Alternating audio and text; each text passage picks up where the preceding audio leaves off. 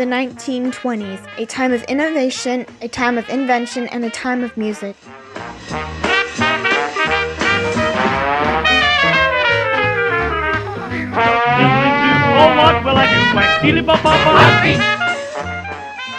This era gave life to one of the most famous genres of music, jazz.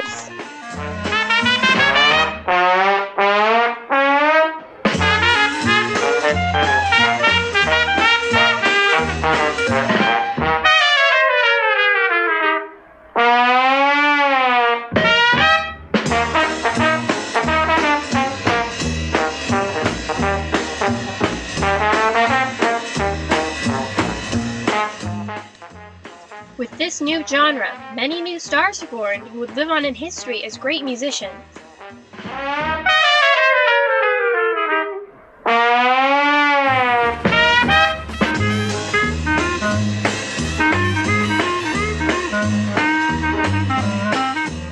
King Oliver, Kid Ory, and Duke Ellington have all defined jazz as we know it today.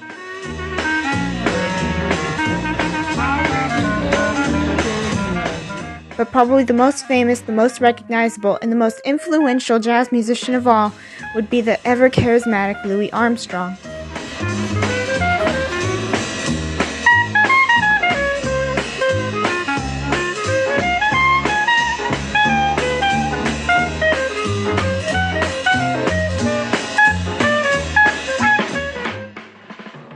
Louis Armstrong was born on August 4, 1901 in New Orleans, which also happens to be the birthplace of jazz itself.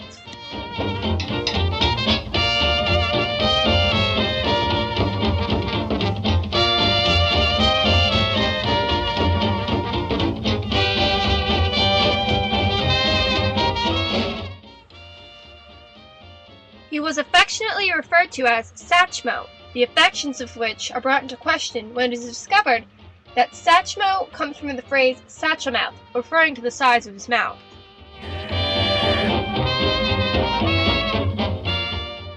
Louis Armstrong was famous for his spontaneity, humor, positive disposition, and signature gravely voice. He grew up poor, singing on the streets and doing odd jobs for money.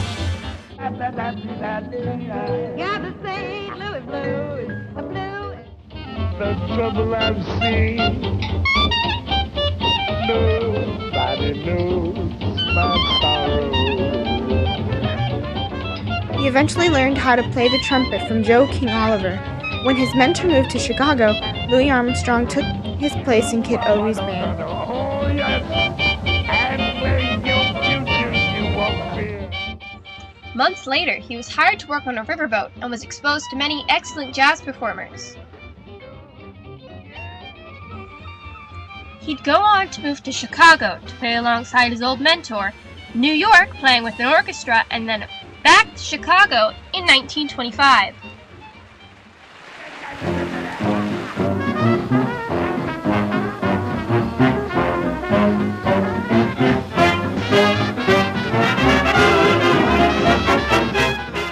During this time, he made his first recordings with his band, the Hot Five.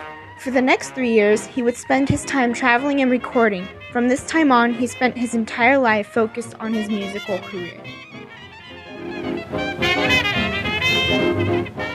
He got married in 1942 to a dancer named Lucille Wilson.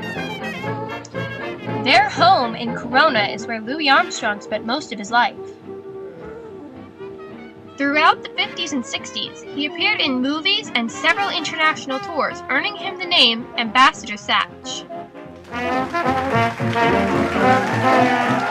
He was loved by millions and loved them right back until his death in 1971. After his death, young musicians spoke of his influence on them. His home was later designated as a historic landmark. The Armstrong home, now a museum, attracted visitors from all over the world by the thousands. His impact on the 20th century could easily classify him as one of the most important men of that century. His contributions are recognized in music today and forevermore. It could be argued that this wonderful man really did make this one a truly wonderful world. I see trees of green, red roses too.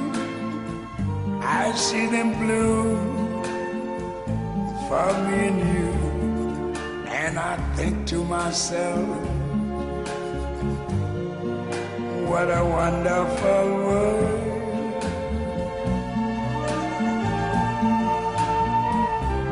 I see skies of blue